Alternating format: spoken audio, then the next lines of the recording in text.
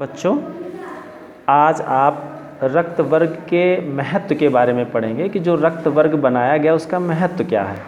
रक्त वर्ग की जानकारी के पश्चात रक्तदान जैसे महत्वपूर्ण कार्य समाज के लिए वरदान साबित हुए। इससे क्या है बच्चों कि जैसे किसी को ए वर्ग की ज़रूरत है तो उसे जानकारी मिलने पर ए वर्ग का रक्त दिया जा सकता है, या किसी को बी की ज़रूरत है, किसी को ए बी वर्ग की ज़रूरत है, किसी को ओ की ज़रूरत है। तो रक्त वर्ग से हम ये जान सकते हैं कि किसको किस वर्ग का ब्लड दिया जाना है, रक्त दिया जाना है।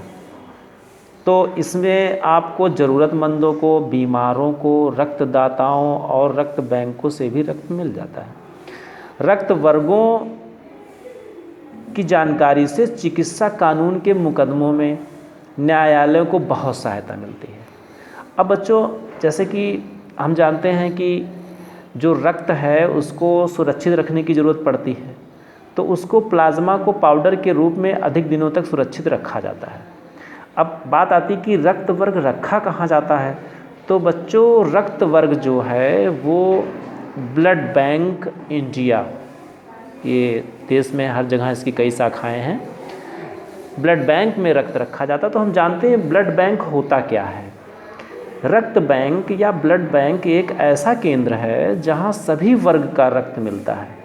ऐसे बैंक ही रक्त बैंक कहलाते हैं। रक्त बैंक लगभग प्रत्येक जिला अस्पताल में खोला जाता है। इनके अतिरिक्त रुधिर बैंक बड़े बड़े चिकित्सालयों में भी खोला जाता है। इन अस्पताल में दाताओं का रुधिर लेकर रक्त वर्ग को ज्ञात किया जाता है। रक्त वर्ग निर्धारित होने के बाद रक्त को आधुनिक उपकरण एवं विधियों द्वारा 40 डिग्री फ़ारेनहाइट पर कांच की वायुरोधी बोतलों में सुरक्षित रखा जाता है।